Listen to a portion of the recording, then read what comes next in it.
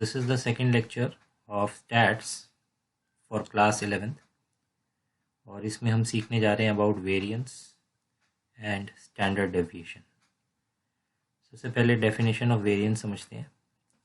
Variance is basically the mean of square of deviations. Deviation किसके about calculate हो रही हैं? About mean of the data.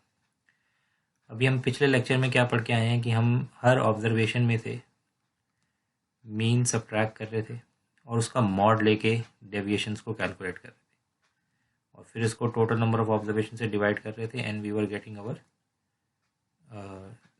Mean deviation about mean, right. तो वहाँ पर हमने स्क्वायर को जिम्मेदारी, मॉडुलस को जिम्मेदारी दे रखी थी कि डेविएशंस के जो आंसर्स आएंगे उनको पॉजिटिव कर। यहाँ पर we are going to take help of square. तो सबसे पहले वेरिएंस का सिंबल भी देख लीजिए। इसमें ये ग्रीक सिंबल यूज़ होगा which is square of this letter and likewise standard deviation क्या है वो भी समझ लेते हैं। तो standard deviation is square root of variance. तो जो भी आपका वेरिएंस का आंसर आएगा अगर आप उसका स्क्वायर रूट ले लेंगे तो वो स्टैंडर्ड डेविएशन हो जाएगी। और इसमें आपको यहाँ पे पावर 2 जैसा जो सिंबल लगाना है वो नहीं लिखना, सिंपल ये हिंदी में जो हम न लिखते हैं आधा वो लिखना है। तो अब आ जाते हैं सबसे पहले what is the formula for calculating variance for ungrouped data, variance and standard deviation. तो जैसे हमने अनग्रुप्ड डेटा पहले सीखी थी लास्ट लेक्चर में, उसमें हम मॉडुलस की हेल्प लेते थे। यहाँ पे हम स्क्वायर की हेल्प लेंगे and the formula is quite simple. आपने कुछ नहीं करना, हर ऑब्जर्वेशन में से मीन को सब्ट्रैक्ट करना है, उन सब वैल्यूज़ का टोटल ले लेना है जो कि यहाँ सिग्मा से डिस्प्ले हो रहा है एंड देन उसको सारी ऑब्जर्वेशन, टोटल ऑब्जर्वेशन से डिवाइड कर देना है and you will gate variance. This is for variance. And जब ये स्क्वायर इधर आके स्क्वायर रूट बन जाएगा तो आपको मिल जाएगा स्टैंडर्ड डेविएशन। तो आपको वेरिएंस का फॉर्मूला याद रखना है, स्टैंडर्ड डेविएशन का ऑटोमेटिकली क्रिएट हो जाएगा। तो जैसे क्वेश्चन मैंने बेसिक सा लिया हुआ है, find variance and standard deviation for 5, 9, 8 and like that 12, 6, 10, 6, 8। तो सबसे पहले आप क्या करेंगे, इसको वर्टिकली एक्सप्रेस करेंगे in 2 columns and the first column will consist of all the input excise and then we will calculate the mean of the data. Mean आएगा by adding all the observation divided by number of observation. तो इन सारी observation का सम 64 है, 8 से divide करेंगे, mean आ गया 8। अब हर ऑब्जर्वेशन में से मीन सब्ट्रैक्ट करना है और फिर स्क्वायर भी करना है। जैसे ये 5, यहाँ पे 9 क्यों लिखा है 5 के सामने? क्योंकि 5 माइनस 8 किया एंड देन स्क्वायरिंग कर दी, तो -3 का स्क्वायर 9 हो जाएगा। And likewise you can easily understand ये टेबल कैसे बनी होगी। तो आफ्टर क्रिएटिंग दिस कॉलम आपने ये सारी वैल्यूज़ को ऐड करना है, क्योंकि फॉर्मूले में हमें इन सारी वैल्यूज़ का टोटल प्लेस करना होता है इन द न्यूमरेटर। तो the sum of all this value is 38। तो you place 38 in the numerator and total observations are 8। तो आपने यहाँ डिनोमिनेटर में 8 प्लेस करा and you got 4.75. And the standard deviation, which is denoted by this symbol, is basically what? Square root of 4.75, which is approximately, which is accurately 3 places तक 2.179 है and approximately it is 2.18. So this is how we solve for variance and standard deviation of ungrouped data. तो ungrouped data में हमारे पास एक approach और होती है जिसको हम बोलते हैं shortcut method. What is the shortcut method for finding variance? यहाँ पे थोड़ा प्रॉपरली लिख देते हैं इसको। This is variance and this is standard deviation. तो वेरिएंस और स्टैंडर्ड डेविएशन निकालने का शॉर्टकट मेथड सीखते हैं। बेसिकली हमने जो भी फॉर्मूला ऊपर सीखा उसी को एक्सपैंड करके एंड सिंप्लीफाई करके we will reach to a shortcut formula which is this. Now मैं ये एक्सप्लेन करूँगा ये कैसे आया, क्योंकि विदाउट एक्सप्लेनेशन चलेंगे तो आपको क्वेश्चन करने में थोड़ी सी कन्फ्यूजन रहेगी and this is very very important, as इसके ऊपर बेस्ड हम मिसलेनियस के कुछ वर्ड प्रॉब्लम्स भी क्रैक करेंगे जिसमें ये शॉर्टकट फार्मूला यूज़ होगा rather than the direct method. तो हमने जो ऊपर सीखा उसको बुक्स में डायरेक्ट मेथड बोलते हैं and to do the question, obviously shortcut means question fast हो जाएगा अगर आप ये अप्रोच यूज़ करेंगे। तो सबसे पहले हम एक कॉन्सेप्ट समझते हैं कि अगर हमें बोला जाए कि take sum of a series which is like this a xi where a is a constant and I is going from 1 till n। तो अगर आप इस सीरीज़ को एलैबोरेट करके लिखेंगे तो you will gate ax1 plus ax2 plus ax3 dash dash dash till axn। Now observe करिए, आपको हर टर्म में a मिल रहा है, तो आप हर टर्म में से अगर a कॉमन ले लेते हैं तो you will gate a times x1 plus x2 plus x3 plus dash dash dash till xn। And this entire sum is simply sum of all the observations sigma xi from I going from 1 till n। So what are we observing? We are observing that ये जो constant होता है it basically is coming out of the summation symbol। summation symbol से हम इसको आगे लिख सकते हैं because it is actually not participating in the sum। ये बाहर आ गया और सम पीछे एक वैल्यूज़ का हुआ और उसके बाद जाके ये अकेला नंबर इन सब इस सम से मल्टीप्लाई हो गया। तो द बेसिक प्रिंसिपल इज़ कि आपका जो कांस्टेंट होता है you can keep it outside and then take the sum of the variable data. यहाँ पे वेरिएबल आपका एक्स आई है। तो उसी लॉजिक को यूज़ करने के लिए मैंने पहले इसको a minus B whole square से खोला। तो a minus B whole square से खोला तो ये आपकी वेरिएबल टर्म का स्क्वायर, ये देखिए आपका ये कांस्टेंट है because mean of the data जो होता है वो ऑब्वियसली एक फिक्स नंबर होता है, उसका स्क्वायर भी फिक्स होगा। एंड ये 2ab वाली टर्म है, माइनस 2ab वाली टर्म जिसमें ये कांस्टेंट है, ये कांस्टेंट है एंड ये वेरिएबल है। सो बेसिकली आपको ये फिगर आउट करना आना चाहिए कि जिसके फुट में आई लिखा है वो वेरिएबल है, rest everything is a constant. And I am not writing sigma के ऊपर उसकी रेंज, ये अंडरस्टूड है कि आई 1 से लेकर n तक जा रहा है। तो उसके बाद मैंने क्या किया, सिग्मा डिस्ट्रीब्यूट कर दिया तीनों के ऊपर। यहाँ पर भी एक सिग्मा आ गया, यहाँ पर भी एक आ गया और यहाँ पर भी आ गया। आफ्टर डिस्ट्रीब्यूटिंग सिग्मा मैंने मिडिल वाली टर्म को ध्यान से देखा तो ये एक कांस्टेंट n टाइम्स ऐड हो रहा है बिकॉज अभी मैंने बोला आपको mean is a constant term. तो मीन अगर कांस्टेंट है तो उसका स्क्वायर भी कांस्टेंट है, और अगर एक मीन वाली term X model sigma sorry mean is X bar, अगर एक्स बार का स्क्वायर n टाइम्स ऐड होगा तो आपको फाइनल आंसर में n एक्स बार स्क्वायर मिलेगा। दैट इज़ वाई यहाँ देखिए नेक्स्ट स्टेप में मिडल में मैंने इसको n x bar square. And third वाले एक्सप्रेशन में देखिए ये 2 और एक्स बार कांस्टेंट है तो मैंने इनको बाहर निकाल लिया और सिग्मा ऑफ एक्स आई ले लिया in the latter part. Now starting वाले को मैंने एज इट इज़ रखा because we can't do anything about it, क्योंकि ये सम तो कैलकुलेट करना ही पड़ेगा। अच्छा, अब मैंने ये n जो है नीचे वाला ये तीनों में सेपरेट कर दिया। If I divide each term with n तो I will get these 3 terms, this one, इसमें n से n कैंसिल हो गया and this one. Now if you observe this, don't you think this is the formula for mean जो हम class 9 में पढ़ते आ रहे हैं। सो दिस इज एक्स बार, तो यहाँ पे मैंने इसकी वैल्यू एक्स बार पुट कर दी, rest everything is same as it is का एज इट इज चल रहा है।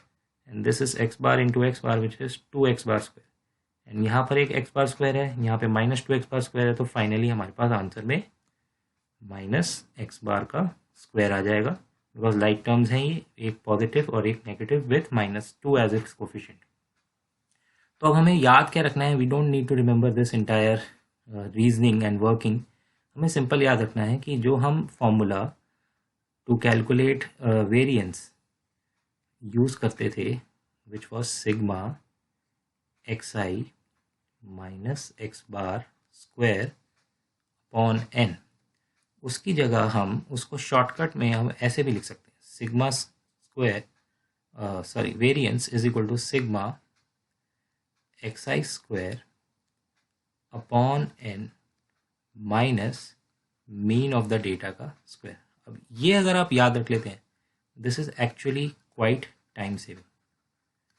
नाउ ये आपका समय बचत करेगा बहुत ज़्यादा while doing question। Now let me show you how is it time saving। I am going to take the same example जो मैंने यहाँ पे लिया, और अब मैं इसका वेरिएंस एंड स्टैंडर्ड डेविएशन दोनों कैलकुलेट करूँगा यूजिंग द शॉर्टकट मेथड। बस आपको वेरिएंस मिल गया तो स्टैंडर्ड डेविएशन के लिए चिंता करने की कोई नीड नहीं है. Just take the square root and you get the standard deviation. So this is the formula for standard deviation which you don't have to actually remember. सिर्फ वेरिएंस याद रखिए, स्टैंडर्ड डेविएशन आराम से हो जाएगी. आई am taking the same question, वही data है, exercise, यही सारे नंबर लिए हैं मैंने यहाँ तक 8 तक. अब आपने हर एक ऑब्जर्वेशन का स्क्वायर करना है, क्योंकि अगर आप फॉर्मूले को ध्यान से देखें तो आपका यहाँ पे हर एक ऑब्जर्वेशन का स्क्वायर हो रहा है. करा, सब ऑब्जर्वेशंस का स्क्वायर करने के बाद इन सब का टोटल ले लीजिए, that will be 550. You place it here, use the formula variance के लिए, एंड मीन तो आप ऑलरेडी निकाल चुके हैं 8, तो वो यहाँ आ जाएगा. Then just do the little bit of calculation and you will get the same answer. तो ये हो गया 550/8 and this is -64. If you take LCM, 8 into 64 is 512, and after subtracting you will get 38/8 which is 4.75, and this is the variance. and standard deviation के लिए हमने क्या करना है, रूट ले लेना है, and approximately हमारा आंसर 2.18 आ जाएगा. So I hope this makes sense.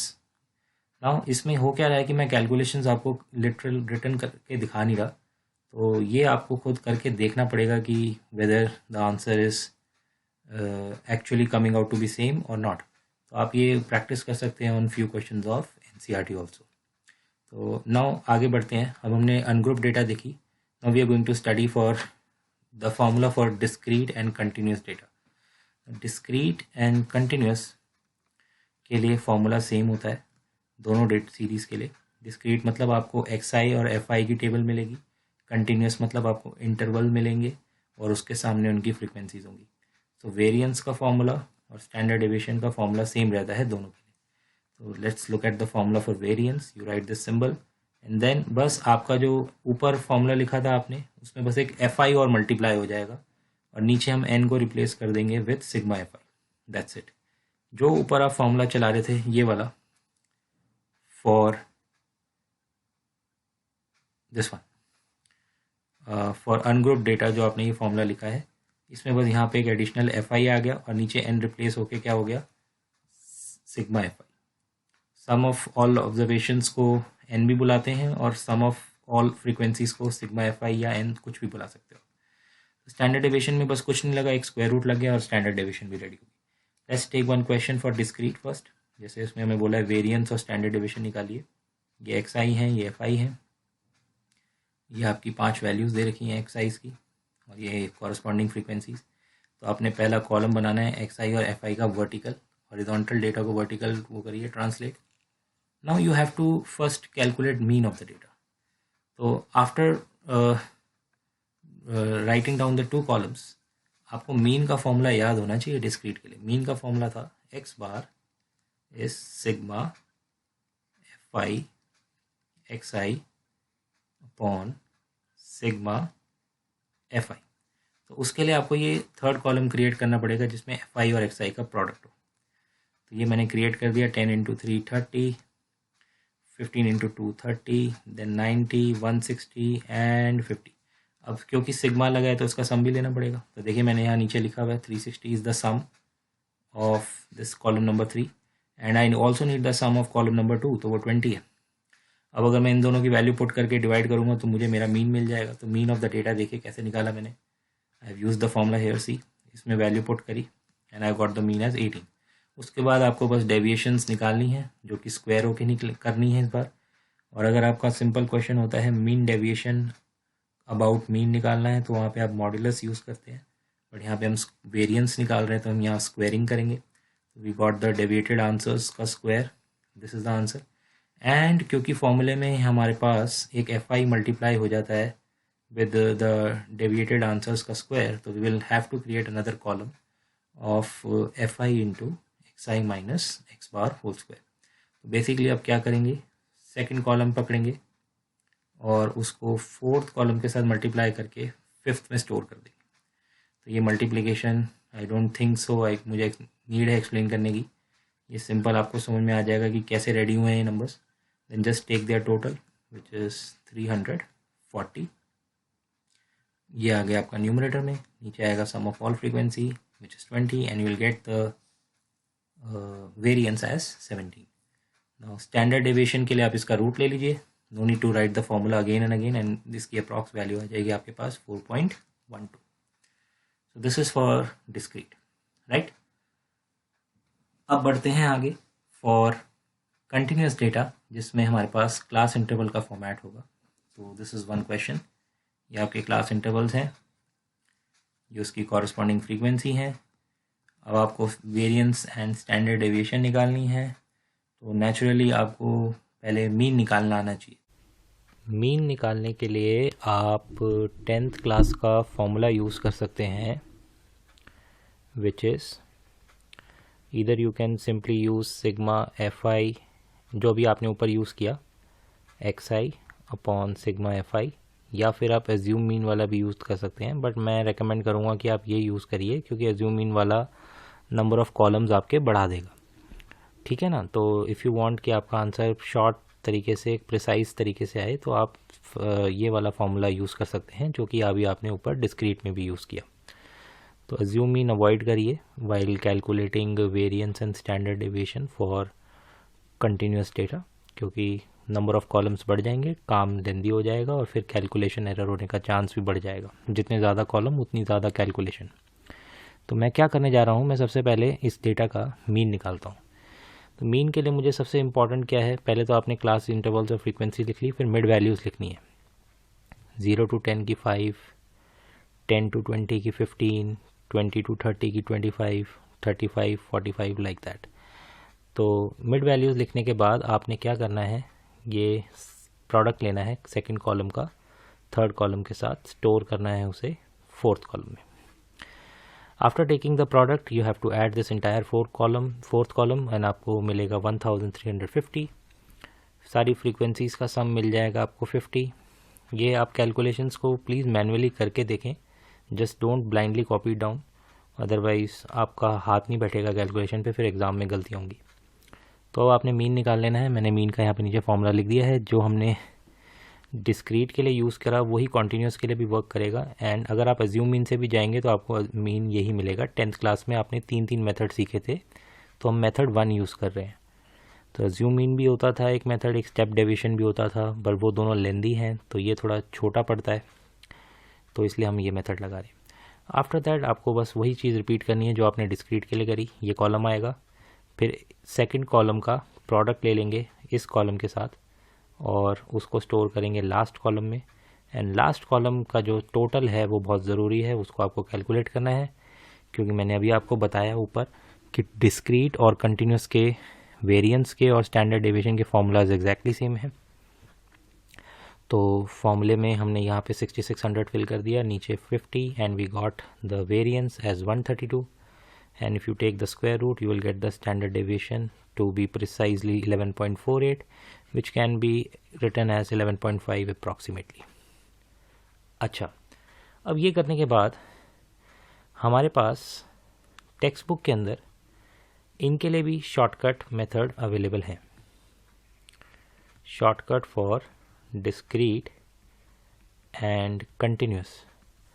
अगर आप NCERT ओपन करेंगे तो वहाँ पर आपको डिस्क्रीट और कंटिन्यूस डेटा के लिए शॉर्टकट फार्मूलाज मिल जाएंगे.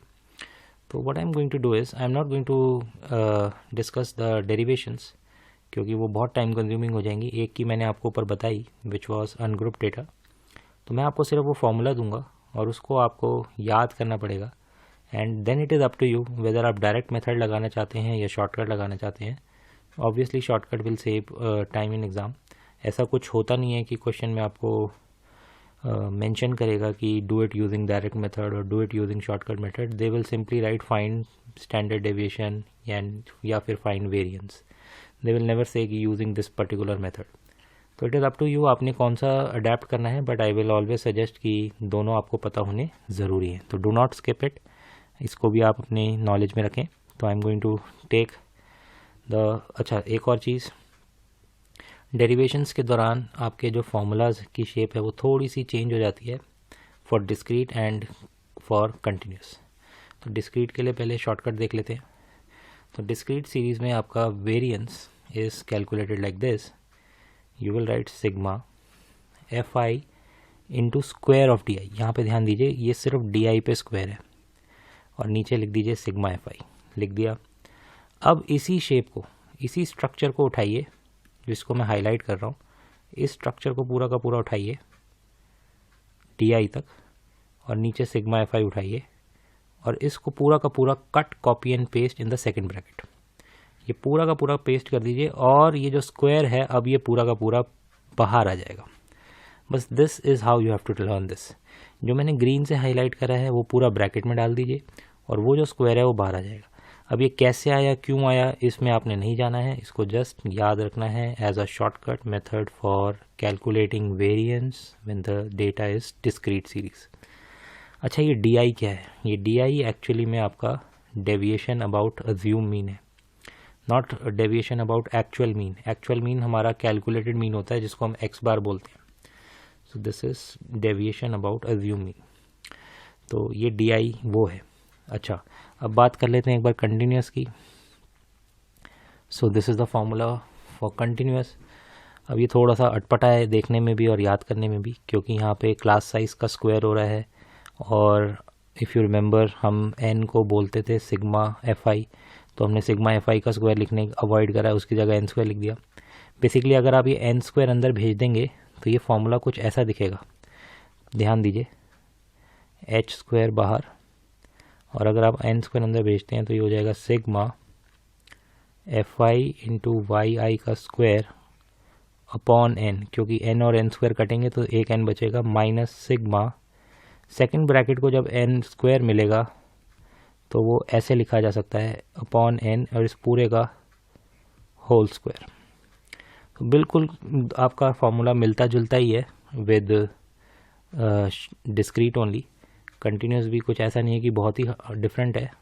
तो हल्का वो आपकी जो शेप मैं आपको बता रहा था कि जिसको मैं हाईलाइट कर रहा हूँ, ये आपने रिपीट करनी है सेकंड ब्रैकेट में और जो स्क्वायर है वो मूव कर जाएगा as a symbol from just Y I का स्क्वायर, अब वो पूरे ब्रैकेट का स्क्वायर हो जाएगा।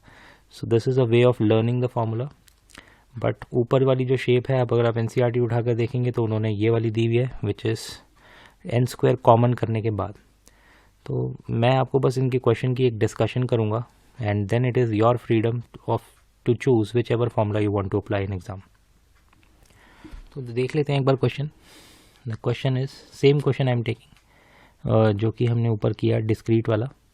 तो हमने सबसे पहले यहाँ पे एक्स आई का कॉलम बना दिया, एफ आई का बना दिया। अब हम डेविएशन निकालेंगे क्योंकि डिस्क्रीट के फॉर्मूले में डेविएशन आती है। Deviation about what? About assume mean. Assume mean कहाँ से लिया जाता है? एक्स आई के कॉलम में से लिया जाता है। तो मैंने 18 को एज्यूम मीन सेलेक्ट कर लिया। देन यू नो -8 क्यों आया? 10 - 18 किया तो -8, -3, then 0, 2 and then 7। After calculating this deviations you have to square them, because आपका जो फॉर्मूला था उसमें देखिए पहले डी आई का स्क्वायर होता है। आई होप ये थोड़ा सा कंफ्यूजिंग शुरुआत में लगेगा, बट आई होप कि ये धीरे धीरे आप इसके साथ यूज टू हो जाएंगे कि यहाँ पे डी आई का स्क्वायर हो रहा है।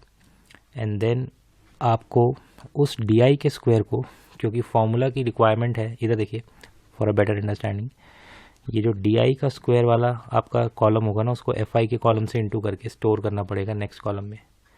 देख रहे हैं यहाँ पर 5th में मैंने स्टोर किया है। और आपका जो एफ आई डी आई का प्रोडक्ट है वो भी चाहिए, तो उसका भी एक कॉलम बनेगा।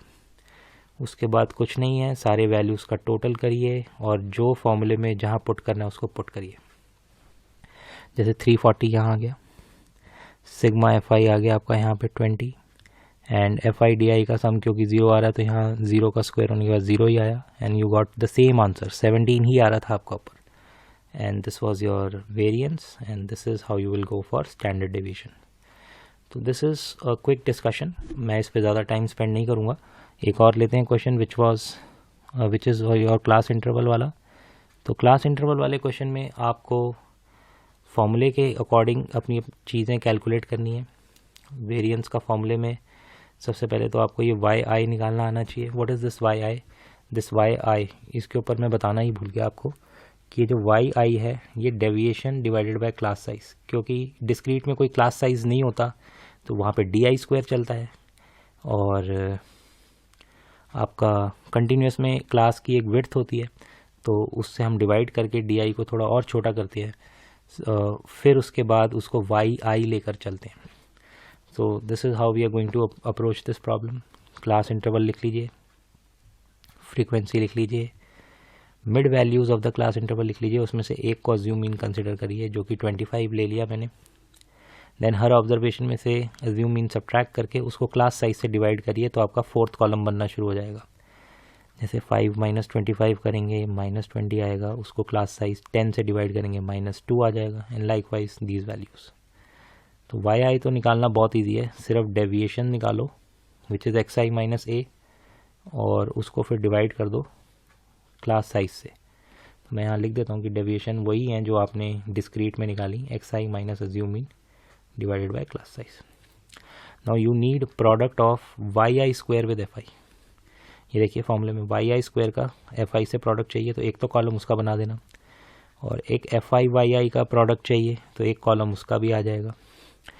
तो ये वाई आई स्क्वायर की टर्म्स भी आपको कैलकुलेट करके रखनी पड़ेंगी, विच is square of each and every term in column number 4. तो बेसिकली ये वैल्यूज़ आप मल्टीप्लाई जब करेंगे फ्रीक्वेंसी कॉलम से तो उसको लास्ट में स्टोर कर लेना, और ये फ्रीक्वेंसी कॉलम जब इससे मल्टीप्लाई होगा तो उसको सेकंड लास्ट में स्टोर कर लेना. तो आई होप थोड़ा सा I know this is confusing, but still I hope ये समझ में आ रहा होगा आपको. Then you use the formula and just place the values. And आगे फॉर्मूले में ध्यान रखना कि आपका क्लास साइज का स्क्वायर भी आएगा, क्योंकि आप देखो ना डेविएशन का स्क्वायर. अच्छा, इसका लॉजिक भी आपको मैं एक्सप्लेन कर देता हूँ कि वाई आई का जो स्क्वायर है वो क्या होगा.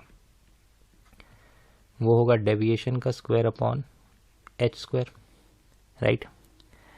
तो बेसिकली हम डिस्क्रीट के फॉर्मूले को अगर एच स्क्वायर से डिवाइड करें और मल्टीप्लाई करें तो जो डिवीजन होने के बाद बनेगा वो वाई आई हो जाएगा, और जो मल्टीप्लाइड होने के बाद रहेगी टर्म वो बाहर ब्रैकेट के चलेगी. तो ये कुछ उससे मिलता जुलता है. इफ़ इट इज़ कन्फ्यूजिंग तो आई विल रिक्वेस्ट कि इसको जस्ट याद रखें and just put the values and reach to your answer. तो अब आपका एच यानी क्लास साइज का स्क्वायर विच इज़ 100. अच्छा, एन क्या था, sum of all frequency which is 50, तो उससे आ जाएगा 2500. ठीक है, राइट. तो इसमें आपको एज सच एक्चुअल मीन निकालने की ज़रूरत नहीं पड़ रही. I hope you are getting my point. How is it time saving, वहाँ पे आपको एक्चुअल मीन नहीं निकालना पड़ रहा. एंड देन यहाँ पे एन वापस आपने प्लेस किया, एंड देन ये वैल्यू आपने टोटल निकाला from the last column which is 68, and ये वैल्यू आपने टोटल निकाला from the second last column which is 10, and then putting the values and you will get the same answer 132. तो this is your variance, and standard deviation के लिए आपने square root कर दिया 11.5 approximately आपका standard deviation आ जाएगा. सो